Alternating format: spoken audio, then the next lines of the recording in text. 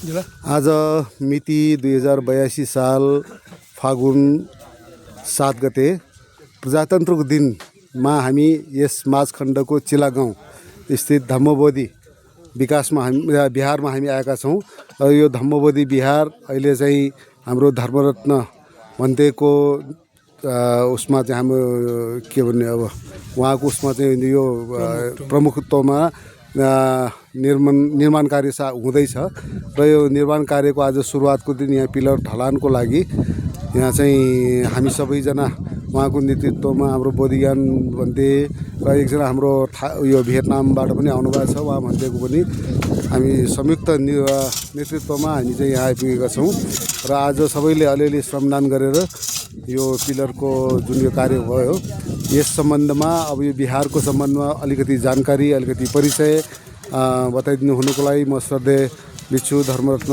भन्तेलाई प्रार्थना गर्दछु।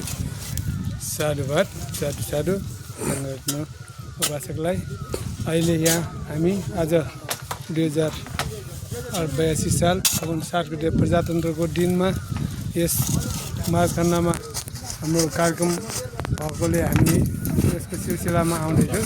आज यस चिला गाउँमा पनि अहिले हामीले चाहिँ यो जुन धम्मबोधी बिहार बनाउने लागेको सिलसिलामा हामीले यो बिहारलाई पनि निरीक्षणको लागि हामी यहाँ आउन पायौँ।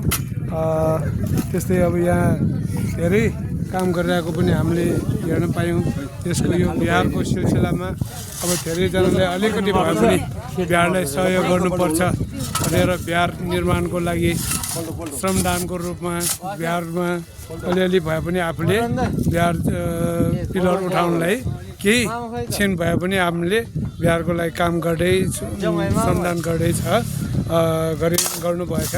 जस्तै अब यस बिहारको लागि पनि उहाँ उपासिकाहरूले केही बिहारको लागि चन्दा पनि राख्नुभएको छ। धेरै धेरै उहाँहरूलाई साधुवाद दिन चाहन्छु।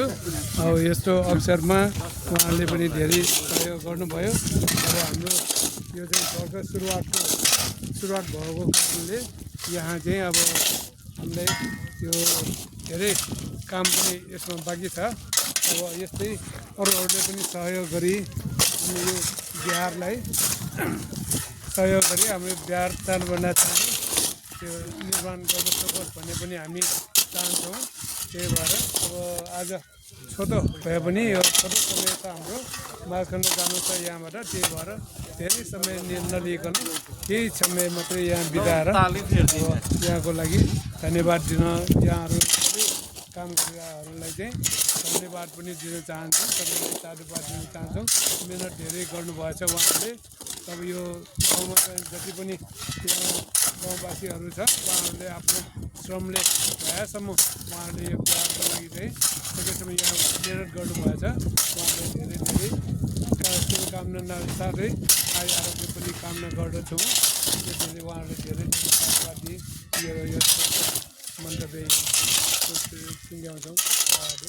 साधु साधु साधु।